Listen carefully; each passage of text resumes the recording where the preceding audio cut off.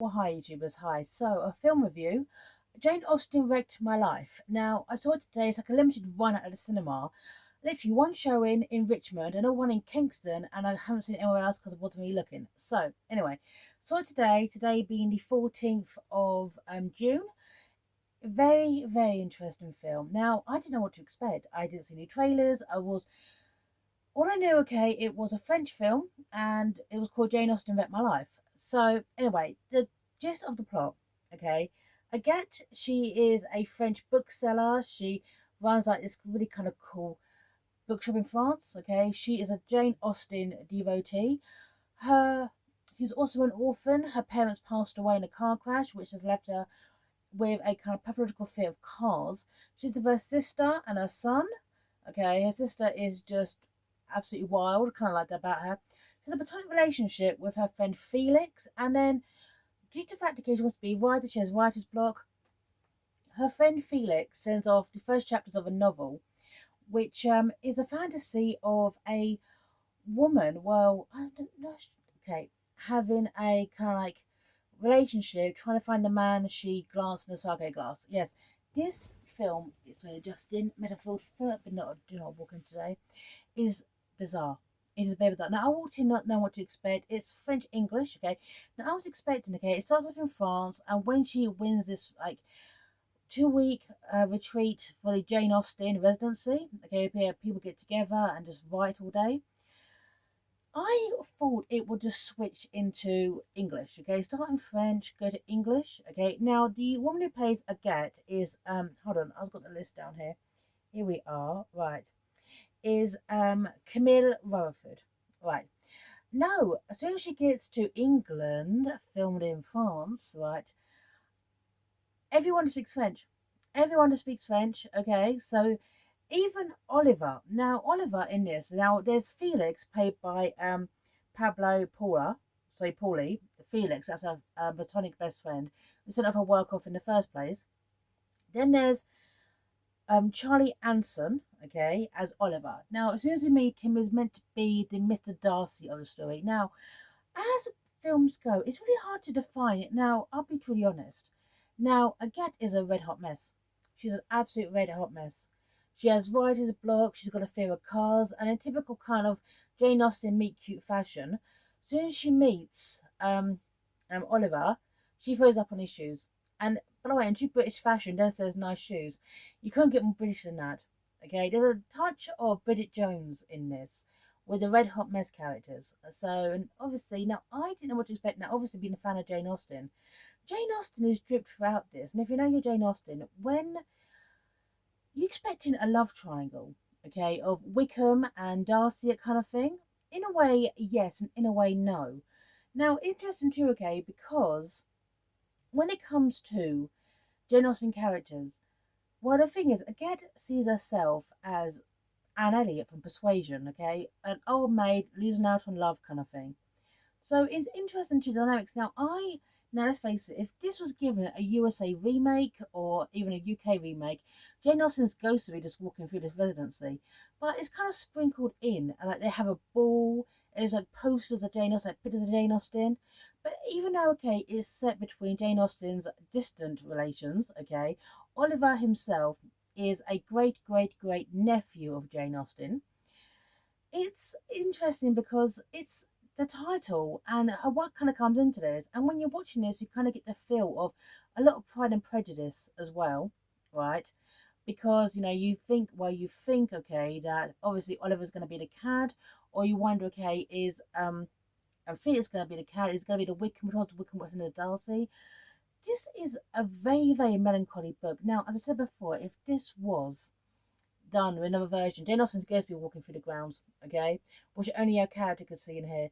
Justin Tucat is a narration. Now, it is done virtually almost all in French. It does. As soon as she gets there, everyone, including Oliver, is, oh, I speak French, by the way. Yes, everyone here speaks French. So you don't have to worry, okay, about translation barrier, if you will, or translation errors, because, hey, everyone speaks French. Interesting too is the dynamic as well, especially when you think about imposter syndrome as well. Now, imposter syndrome really runs through this book. Sorry, book. So, basically, book. No, it's a film. Really runs through this film. the fact is, okay, that Agathe has imposter syndrome.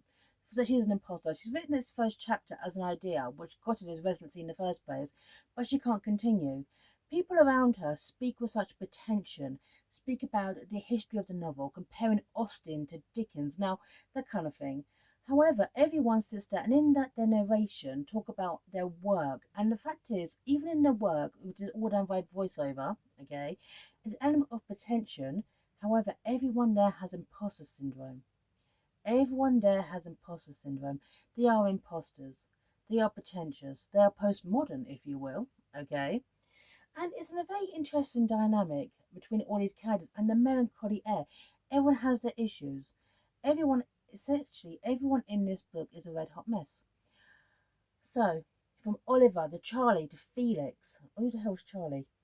Sorry, Cheryl. Sorry, you know, Agathe is a red hot mess. Cheryl is a red hot mess. Beth is a red hot mess. Everyone in this book is a red. Sorry, I could call it a goddamn book. I'm tired. Okay, it's about hit midnight. Everyone in this film is a red hot mess, and I kind of like the fact it embraces that. And typical, okay, with French art. Now, French art always has a melancholy air about it. It's French, okay. France is a beautiful country. However, their work is very melancholy, right? It is. You think of their most famous literature, okay? It's like, okay, like look at Alexander Dumas, the Three Musketeers saga. How does that end? Badly. Look at Victor Hugo.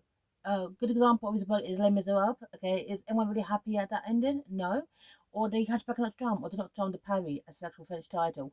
Melancholia really runs through French art, and this film is no exception. And I actually enjoyed it. I don't really come out of my comfort zone not to actually watch a lot of French media. So I get okay that Kerr is probably one of the biggest stars over there. The same way, okay, with Pablo Pauly, who played Felix. Now, I actually also like this, but it comes to relationships. Some nice, really, really good moments whilst um, Agathe is on this journey. It's who does she choose? But the fact is, it's not really chosen. Basically, she chooses herself. Does she go for Felix, who sleeps around, utter womanizer, her best friend? They've been best friends for 10 years, nothing has ever happened, okay, for a reason. Platonic love. Platonic love is still love, okay? But the fact is, it's kind of like, I like how these characters are so actually mature with it. They have very, very mature writing with these characters. Okay, they don't really get all introspective or angsty. They're very, very honest, which I thought was very, very refreshing. Melancholia, but also brutally honest, which is, and one thing I also liked with Agathe is talking about how are we in this because we're too scared to go old alone. I like the fact that it actually asks the difficult questions. So interesting too, okay, the theme of love and literature really kind of comes into it, but not in the way you would expect. I mean, again, she, runs a bookshop, okay? She absolutely wants to be a writer, but before, okay, she can really confront her, go on for her future, she's got to really confront her past and her parents' passing. It's a very, very interesting dynamic. And one thing is this, though, is Jane Austen wrote my life, apart from a few little sprinkles of Jane Austen, and of course, gave the themes of running through this. And I mentioned how much she loves Sense and Sensibility. That's one of her favourite Jane Austens. Okay, Jane Austen as a character, even as an idea, isn't in this book. It isn't sorry in this book. As an author, isn't in this film. I'm so sorry. Okay, I'm so sorry. It's quite late. It's a very, very interesting dynamic of literature and art, but not in the way you would expect, especially when Oliver turns around again and says he teaches modern literature and he absolutely casts down Jane Austen, his own relation, okay? Yeah, even though Jane Austen essentially spied a genre of women writers writing for women, writing about women. She was actually a pioneer writing these flawed characters and sadly her, untimely passing, that kind of thing. However, is this, it's Jane Austen's also a myth. Now, Jane Austen as a person, she had left behind loads of letters. A lot of them were destroyed by her family, according to apparently her wishes. But the thing is this: it's Jane Austen. Her family have created this mythology around her.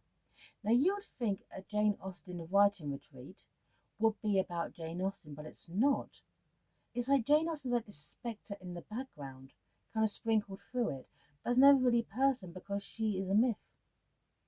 Yeah, so it's a very, very interesting film. And I don't often come out of my comfort zone and actually watch a lot of French films. But yes, I did enjoy it. I enjoyed the melancholy air about this. Yeah, it's a very, very interesting film. And I can't believe I keep saying maybe because I do so many book reviews, it's a force of habit. So, anyway, I do recommend Jane Austen Wrecked My Life. Right. And oh, and one thing I absolutely love is this is it actually is a ball as well. You can't have Jane Austen without a ball. Right. To mention, it was directed by Laura Piani in her feature-length debut and produced by Gabrielle Jamon. Right. So interesting too, okay, having a female director and producer. It's also following a female storyline of obviously, especially with comparison, okay, to Anne Elliot from Persuasion, love, loss, and melancholia. Yes, it's a very interesting dynamic, hey, having this written by a woman as well, especially when it's about women reclaiming the narrative of their own lives, as Jane Austen did. Now, interesting too, okay, one thing is this, even though, okay, it is not filmed in the UK, right? One thing is this, it's a few things I noticed, is the weather. Weather plays a lot in this. The weather in this is always miserable. Now, for anyone who watches anything to do with the UK, which is we Brits, we talk about the weather. Brits talk about the weather a lot, okay? And as interesting as well, because the weather in this really kind of sets the mood. Where they are, this house, this Jane Austen Residency, somewhere in England, okay? It's somewhere in England, it's grey, it's dull, it's depressing, it rains. The weather really kind of feeds into the mood of this. There's a really is a touch of the gothic novel about this. So yeah, it is very interesting. Also, one thing I also did notice as well is so many of the characters are left-handed. Right now, they do say people who are left-handed are typically creative, they're dreamers, they're inventors, that kind of stuff. Now, I'm not sure if that's any truth or not, okay, because in my family, I noticed this quite early on. Because in my family, I am the only right hander of my siblings. They're all lefties and I'm right. So I noticed quite early on that Agathe is left-handed, and so are several other characters. I just thought that was a nice kind of detail as well because they do say, okay, left-handed people are more creative, right? So I just want to throw that out there. It's little details here regarding the mood, the lighting, the weather. So this film, I generally enjoyed it. Come out of my comfort zone. It isn't too okay to see a kind of like the French take on Jane Austen, if you will, kind of like seeing it through the Francophile's eyes.